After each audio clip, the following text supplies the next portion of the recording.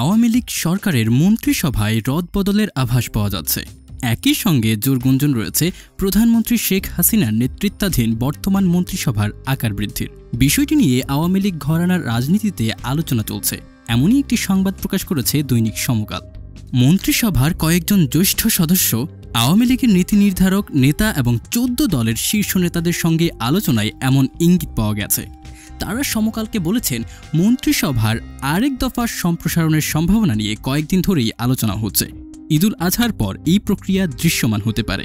সংশ্লিষ্ট সূত্র জানায়, কয়েকজন নতুন মুখ সম্প্রসারিত মন্ত্রিসভায় জায়গা পেতে পারেন। তালিকায় আওয়ামী লীগ নেতৃত্বাধীন ১৪ দলীয় জোটের শরিক দলগুলোর কয়েক নেতার নামও রয়েছে।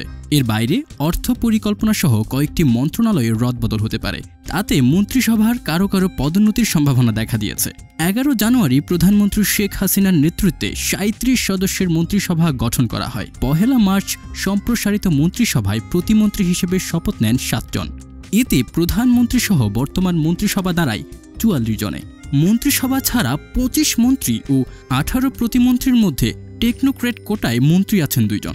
অবশ্য সম্প্রসারিত মন্ত্রিসভায় কারা ঠাঁই পাচ্ছেন তা কেউই নিশ্চিত করে বলতে পারছেন না। জানতে চাইলে দায়িত্বশীল নেতাদের প্রায় সবাই এক বাক্যে বলেছেন, মন্ত্রিসভা সম্প্রসারণ কিংবা রদবদলের এখতিয়ার প্রধানমন্ত্রী শেখ হাসিনার।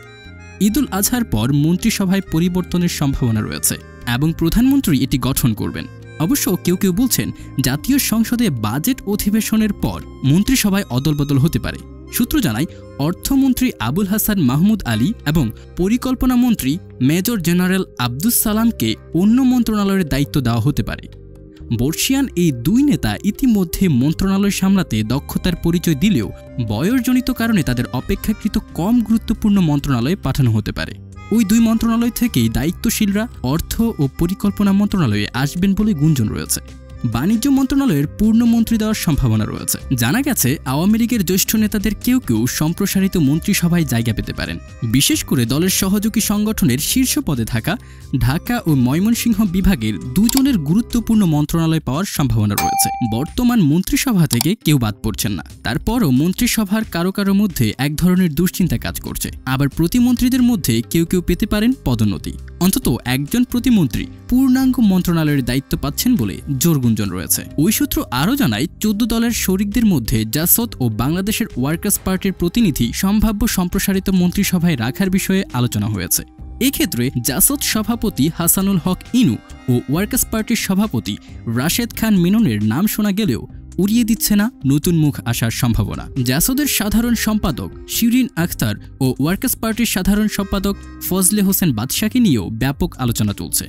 এছাড়া নতুন কয়েকজন প্রতিমন্ত্রী হিসেবে কয়েকটি মন্ত্রণালয়ের দায়িত্ব পেতে পারেন। আওয়ামী লীগ ও সরকারের সঙ্গে সম্পৃক্ত নীতি নির্ধারক নেতারা জানিয়েছেন, বর্ধিত মন্ত্রিসভায় ক্লিন ইমেজ ও অভিজ্ঞদের অন্তর্ভুক্ত করা হবে। দলের ত্যাগী ও জ্যেষ্ঠ নেতারা প্রাধান্য পেতে পারেন। তবে প্রবীণ ও তরুণদের সমন্বয় রাখা হলেও এগিয়ে থাকবেন একাধিকবার নির্বাচিত এমপিরা। ২০০৮ সালে নবম, ২০১৪ সালে দশম সংসদের মতো ২০১৮ সালের ৩০ ডিসেম্বর একাদশ জাতীয় সংসদ নির্বাচনেও বিপুল সংখ্যাগরিষ্ঠতা অর্জন করে প্রধানমন্ত্রী শেখ হাসিনার নেতৃত্বে টানা তৃতীয়বার সরকারের মন্ত্রিসভা গঠিত হয়। দ্বাদশ সংসদের মাধ্যমে আওয়ামী লীগ সভাপতি শেখ হাসিনা টানা চতুর্থ মেয়াদে প্রধানমন্ত্রী হিসেবে দায়িত্ব পালনের রেকর্ড গড়েছেন।